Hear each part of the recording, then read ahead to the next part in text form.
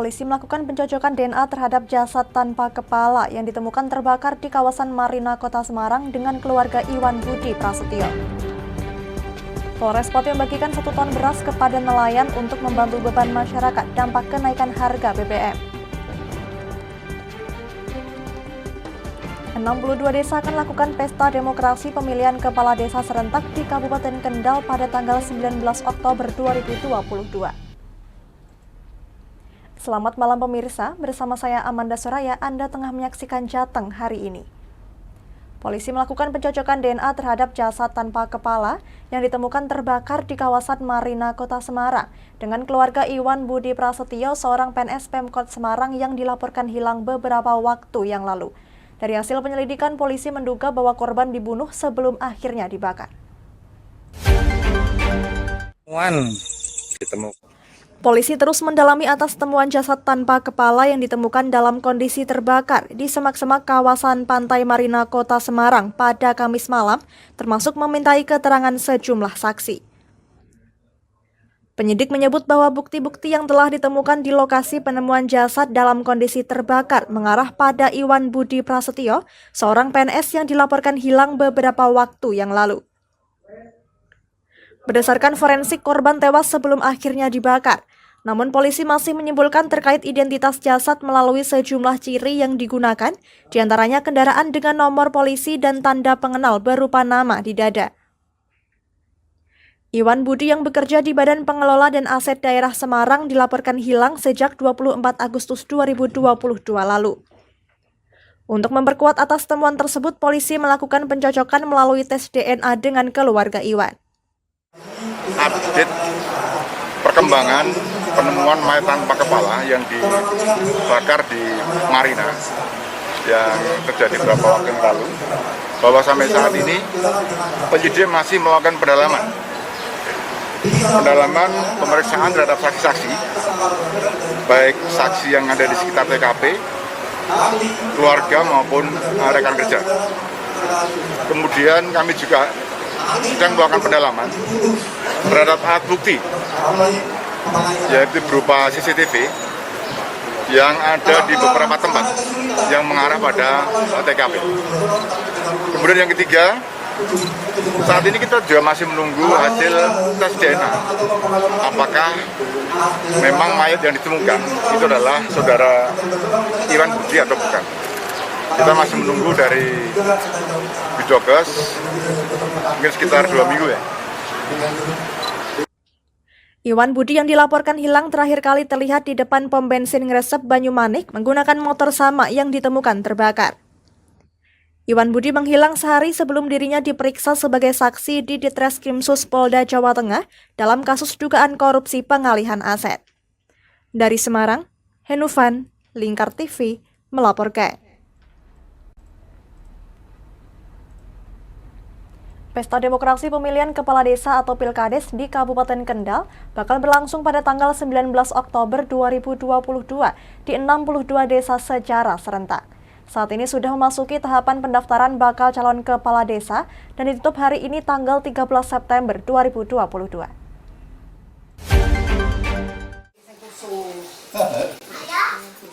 Pemerintah Kabupaten Kendal akan menyelenggarakan pesta demokrasi pemilihan kepala desa secara serentak yang diikuti 62 desa di Kabupaten Kendal. Salah satu calon kepala desa Margosari, Kecamatan Limbangan, Kabupaten Kendal, Sri Joko Triyono, mendaftar sebagai bakal calon kepala desa Margosari yang diikuti oleh keluarga dan tim suksesnya, menyerahkan berkas pendaftaran ke Panitia Pemilihan Kepala Desa atau P2KD. Salah satu bakal calon kepala desa Sri Joko Triyono mengaku optimis dengan visi misi unggulannya bisa memajukan desa Margosari Limbangan. Salah satu visinya adalah akan menjadikan desa Margosari menjadi desa wisata. Selain banyak potensi wisata yang harus dilestarikan, juga para petani di desa Margosari akan dimanjakan dengan jalan pertanian yang bagus, termasuk pembenahan saluran irigasi untuk pengairan sawah. Alhamdulillah tadi sudah dinyatakan sudah lengkap dan bisa diterima dengan dibuktikan ada arsip untuk penyerahan. Visi misinya intinya kita ingin membawa Margosari internasional di bidang pariwisata. Intinya itu, terus untuk penguatan pangan. Jadi nanti saya akan buat proyek-proyek yang untuk penguatan pangan, kuncinya di irigasi, pengairan, hingga kalau pengairannya sudah bagus, otomatis kita mau buat kolam ikan, mau cocok tanam juga terlaksana dengan baik. Karena pada saat ini yang kita lihat, irigasi saat ini sangat memprihatinkan, banyak yang longsor dan tidak diperbaiki, termasuk infrastrukturnya, jalan, itu banyak yang masih rusak. Jadi kalau airnya terpenuhi, jalannya juga sudah bagus, penerangan juga bagus, insya Allah di situ akan banyak muncul usaha, rezeki yang akan berkembang dengan sendirinya. Sementara Panitia Pemilihan Kepala Desa Margosari Limbangan Muhabas mengatakan, saat ini tahapan pendaftaran sudah dibuka. Sampai hari ini sudah ada 2 bakal calon kepala desa yang sudah mendaftar. Sesuai dengan aturan, dibuka tanggal 1 September sampai dengan 13 September. Untuk pendaftar sendiri ada berapa, Pak? Sampai saat ini baru 1 calon pendaftar yang sudah menyerahkan berkas ke panitia. Kita teliti tadi sudah lengkap dan nyatakan sudah clear. Yang kita terima ada 2 calon yang akan maju di pilkades ini, yang satunya memang belum mendaftar. Sampai saat ini baru 1 orang. Iya, betul.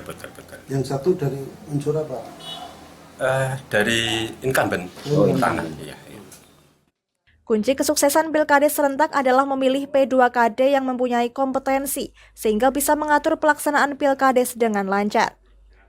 Adapun pelaksanaan Pilkades serentak jatuh pada tanggal 19 Oktober 2022 di 60 desa di Kabupaten Kendal. Dari Kendal, Muhammad Arya, Lingkar TV, melaporkan. Sebanyak 50 kepala sekolah SMP negeri se-Kabupaten Kendal yang tergabung dalam Forum Komunikasi Kepala Sekolah Negeri atau FK2SN SMP diadakan pelatihan penyusunan dan penulisan artikel penelitian tindakan sekolah dan best practice untuk meningkatkan kemampuan kepala sekolah. AKPD-nya sudah jelas, Sebanyak 50 kepala sekolah menengah pertama yang tergabung dalam Forum Komunikasi Kepala Sekolah Negeri se-Kabupaten Kendal dilatih cara menyusun dan menulis artikel penelitian tindakan sekolah. Diharapkan dengan adanya pelatihan penyusunan karya ilmiah ini bisa meningkatkan kapasitas mutu kepemimpinan sebagai leadership dalam sekolah. Sehingga dengan menulis dan menyusun karya ilmiah bisa diimplementasikan pada para guru maupun siswa di sekolah masing-masing. Ketua Panitia Pelaksana Penyusunan Karya Ilmiah dan Best Practice Sri Hardanto mengatakan bahwa tujuan daripada penulisan dan penyusunan karya ilmiah penelitian tindakan sekolah bisa meningkatkan kemampuan kepala sekolah dalam pengembangan diri, sekaligus dapat meningkatkan karir kepala sekolah ke jenjang lebih atas. Pelaksanaan sendiri dilakukan selama 2 hari dengan pembicara dari Kepala Dinas Pendidikan Kabupaten Kendal dan Bejo Sartono, Kabid Pembinaan dan Ketenagaan Dinas Pendidikan Kabupaten Kendal. Selain itu, kepala SMP di Kabupaten Kendal rata-rata 59% golongannya masih 4A, sehingga dengan mengikuti kegiatan ini bisa menjadi syarat penilaian angka kredit atau PAK untuk naik ke tingkat 4B. Peserta pelatihan penulisan PTS, best practice kurang lebih 50 karena ini untuk kepala sekolah negeri. Pak, tujuannya sendiri untuk apa sih, Pak? Guna meningkatkan Bapak Ibu kepala sekolah bisa menulis karya ilmiah, kepribadian diri dan harapan dari Pak Kepala Dinas, PTS dan best practice itu bisa melakukan di sekolah masing-masing. Jadi punya keunggulan sekolah itu apa, itu diharapkan untuk bisa ditorehkan untuk dibuat PTS dan best practice. Di samping untuk meningkatkan ikut PAK, golongan Bapak Ibu Kepala Sekolah itu 90% itu kan semuanya golongan 4A. Jadi harapannya dengan kegiatan ini nanti bisa maju PAK menjadi golongan 4B. Kepala Dinas Pendidikan dan Kebudayaan Kabupaten Kendal Wahyu Yusuf Ahmadi mengatakan, Tujuan daripada penyusunan karya ilmiah bagi seluruh kepala sekolah negeri di Kabupaten Kendal untuk senantiasa meningkatkan kompetensi masing-masing.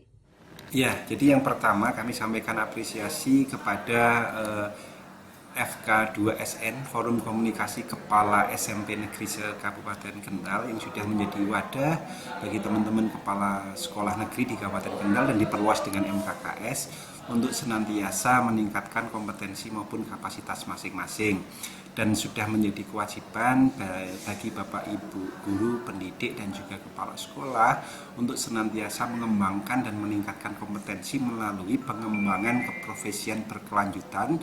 Salah satunya adalah melalui penelitian tindakan sekolah. Tadi juga saya sampaikan kepada Bapak Ibu kepala sekolah, saya berharap hasil dari penelitian tindakan sekolah ini semua atau sebagian bisa menjadi role model apa-apa yang bisa kita lakukan, back practice yang sudah ada ini kepada sekolah-sekolah yang lain. Jadi penelitian tindakan sekolah ini merupakan bentuk refleksi dari kepala sekolah dalam hal ini untuk menakodai secara leadership maupun manajerial sebuah sekolah. Nah, di sana ini kan banyak hal sebenarnya yang bisa dilakukan, sehingga atas refleksi-refleksi itu dituangkan dalam karya ilmiah berupa penilaian tindakan sekolah. Iya, jadi sebenarnya Bapak Ibu guru ini kan memiliki kesempatan selain untuk meningkatkan kompetensi atau kapasitas, yaitu untuk kenaikan pangkat melalui penilaian angka kredit. Dan kami berharap penilaian angka kredit ini bukan hanya sebatas administrasi, namun ada inovasi, ada kreativitas, ada implementasi yang luar biasa dari apa yang dilakukan yang kemudian dituangkan dengan metodologi tertentu di dalam karya ilmiah itu. Sehingga implementasi, inovasi, kreativitas inilah sebenarnya yang terpenting. Wahyu berharap dengan adanya penyusunan karya ilmiah ini bisa diimplementasikan pada sekolah dan meningkatkan kapasitas di masing-masing sekolah. Salah satunya adalah melalui penelitian tindakan sekolah, sehingga bisa menjadi role model bagi sekolah lain. Dari Kendal, Muhammad Arya, Tingkar TV, melaporkan.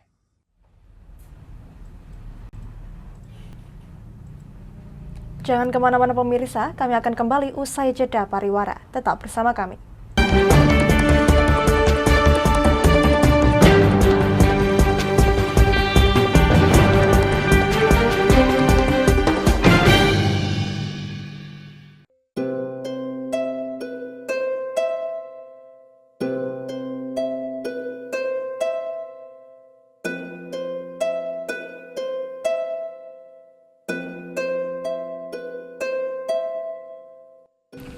Wah, iki yo siaran TV wah apik temenan. Filme cocok karo suasanane. Elah. Boleh bro ngene iki awan-awan kok. Iki lho nonton TV, Kang. Wah, kenal nedan kowe wong genang delok HP kok delok TV piye? Wah, kurang update kowe iki, Kang. Lho, maksudnya piye kok ngarani aku update itu? Iki lho deloken, aku nonton TV tenan. Kok kira nonton HP? Wong delok HP ngono kenal nedan apa iki. Iki lho delok siarane. Lho, kok iso ya? Yo TV apa? Jenenge Lingkar TV, Kang. Saiki erane TV kok ngene iki. Kok Lingkar TV nek dia awak dhewe panggone iso nonton TV lewat HP. Kok ngene iki. Ana film-film ngene iku ya? Iya, filme apik-apik kaya ngene iki. Nek awak dhewe nek sawah leren mbut gawe iso leren ndelok film-film ngene iki. Padha iso ngene iku. Iso, ora ketinggalan karo cah-cah kae. Duh. HP ku kok ora iso tak nggo ngono piye carane iki? Iki lho Rip, tak doi carane. Piye? Kowe buka Play Store. Play Store, Mas. Yo iku pokoke. Play Store apa? Ketik Lingkar TV. Engko lek wis ngono, klik install. Nah, engko wis ana metu menune Lingkar TV karek ndelok siaran apa ae. Film-filme apik-apik. Berarti film channel Lingkar TV metu nang kene kabeh ra? Iya. Filme wah cocok karo suasana cara didelok ngene. Oh, wis iki iso iki. Iya metu kabeh ngene TV wah. Iya. Ondiange ya. Mangkane Lingkar TV filme Apik-apik kabeh. Iya, aku ngene kok. Lagi reti iki aku malah. Sekolo, Iya. ana bocah-bocah ajak ndelok. Ben seru nang kene ya, kawan. Wabek. Rene lo. Tak deloki apik-apik ana film Jos iki.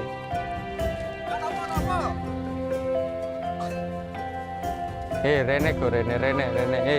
Oh iki lho tak deloki film nang Lingkar TV. Solutif dan terpercaya. Tonton siaran Lingkar TV melalui aplikasi Lingkar TV di Play Store. Dengan cara ketik Lingkar TV di pencarian Play Store, kemudian tekan install. Mudah bukan?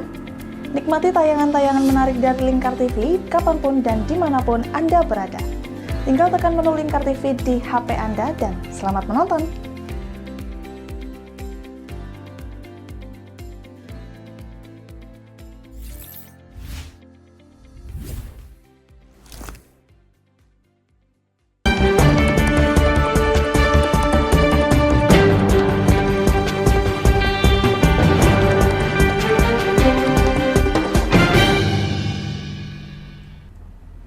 Anda masih menyaksikan Jateng hari ini pemirsa. Dengan menyisir perairan Juwana, Polres Pati membagikan 1 ton beras kepada nelayan untuk membantu beban masyarakat dampak kenaikan harga BBM. Selain membagikan sembako, Kapolres Pati juga mengimbau kepada nelayan untuk senantiasa berhati-hati dalam melaut.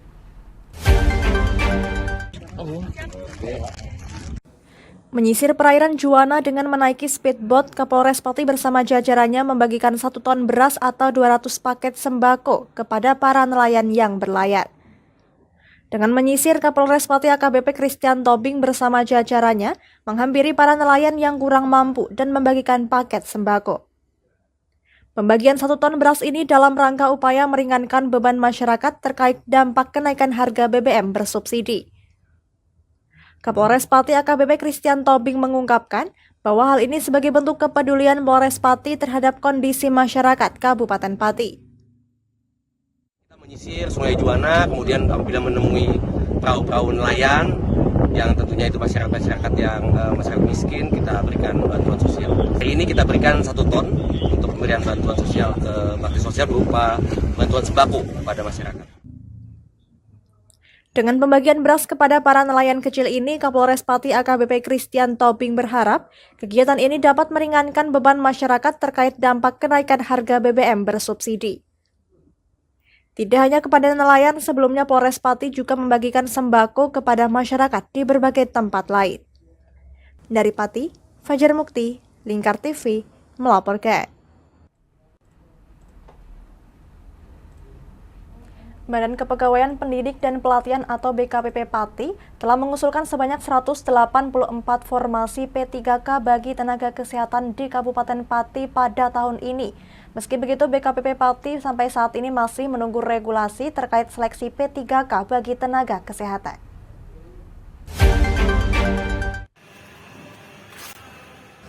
Badan Kepegawaian Pendidikan dan Pelatihan atau BKPP Pati telah mengusulkan sebanyak 184 formasi pegawai P3K bagi tenaga kesehatan di Kabupaten Pati. Hal itu disampaikan Kepala BKPP Pati melalui Kabid Formasi dan Jabatan BKPP Pati Aziz Muslim saat ditemui awak media di kantornya pada tempo hari.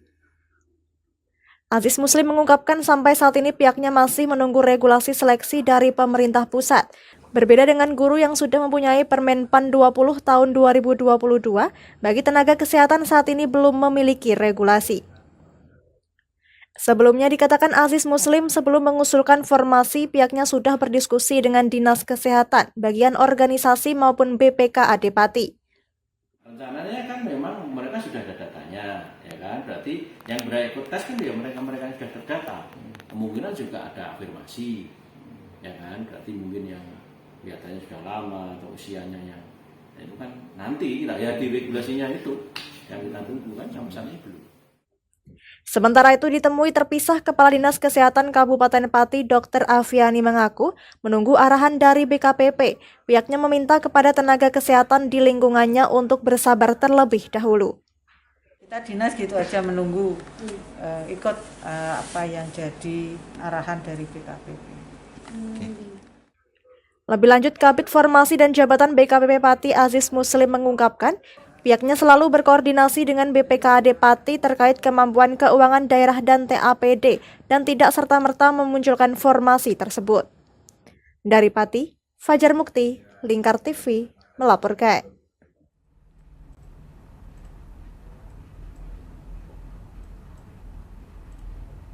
Berita tadi sekaligus mengakhiri kebersamaan kita kali ini. Terus saksikan Jateng hari ini setiap pukul 21 waktu Indonesia Barat hanya di Lingkar TV. Akhirnya saya Amanda Soraya, mewakili seluruh kerabat kerja yang bertugas pamit dari hadapan Anda. Terima kasih dan sampai jumpa.